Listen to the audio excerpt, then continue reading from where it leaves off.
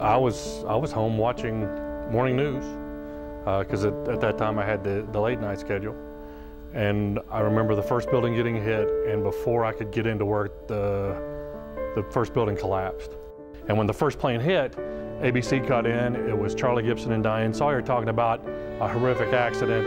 And while they were on air live talking about the accident, there was video of the second plane. You saw it just go in and hit.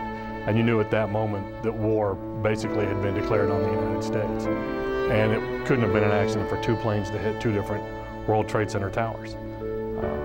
But I remember the way everyone came together, and immediately they started looking to their religious leaders to try to find some kind of answer, something to make sense of what all happened there.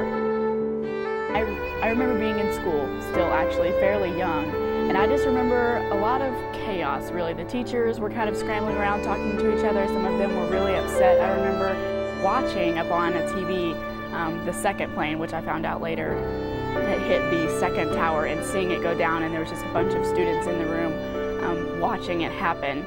At the time, we didn't really understand the magnitude of the event. Well, it happened at a time that I'm usually asleep, and I was that morning. Got the call from the station that it had happened. Got ready to come in and work because everybody was working. Everybody was working to find out what the story was, what was happening locally, what kind of threats were going on all over the country. And just watching that video over and over again, getting ready, just not believing every time that you saw it.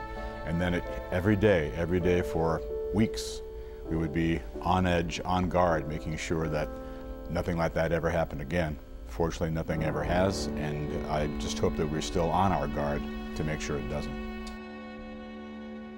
Seeing my family react was interesting. I come from a family full of men and women in the military, my brother, my uncles, my aunts, all in the military.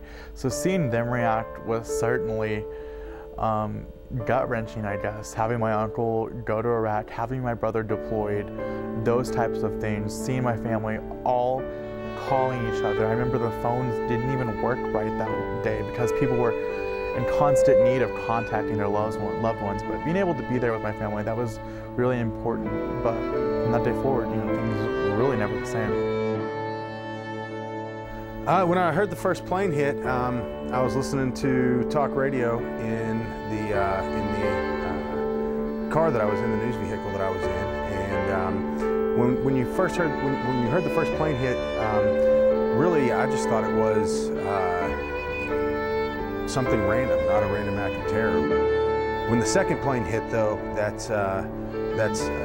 just pulled up to the school that I was going to when the second plane hit, and that's when I called back to the assignments desk and said, "Hey, what's going on?"